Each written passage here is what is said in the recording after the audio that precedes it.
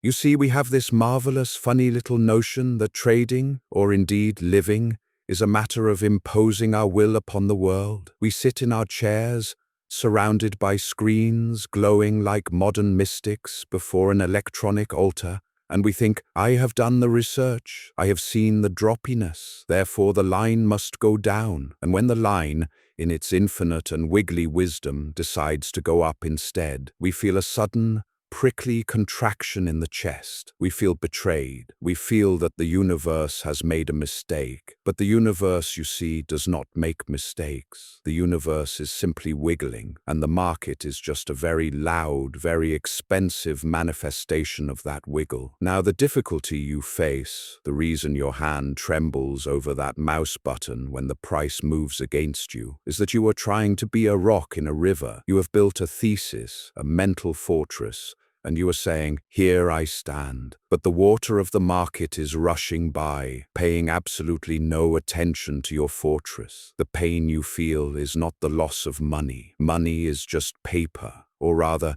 blips of light on a server somewhere. The pain is the friction of your ego trying to stop the flow of reality. To stop out, as you call it, feels like a death. It feels like an admission that you were wrong. But let's turn that around. What if stopping out is actually the moment you come back to life? When you hold on to a losing trade, when you refuse to accept that the grinder is grinding or the pump is pumping, you are in a state of paralysis. You are holding your breath. You are clinging to a reality that no longer exists, a reality where you were right. And as long as you cling to that phantom, you are dead to the present moment. You cannot see the next opportunity. You cannot see the flow because you are entirely consumed by the desperate effort of holding up a falling sky. The moment you click that button, the moment you take the loss, you exhale. You let go of the illusion. You say to the market,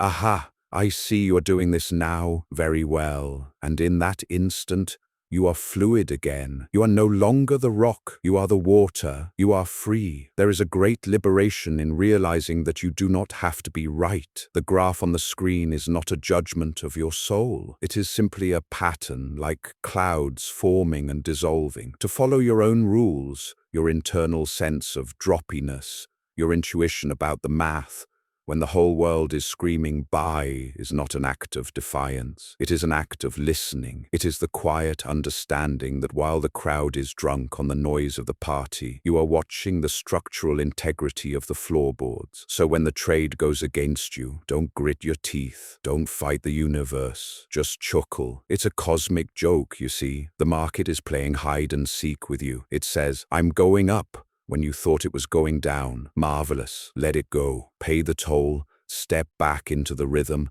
And remember that the only way to dance with the market is to let it lead and to know exactly, precisely, when to let go of your partner before they spin you off the edge.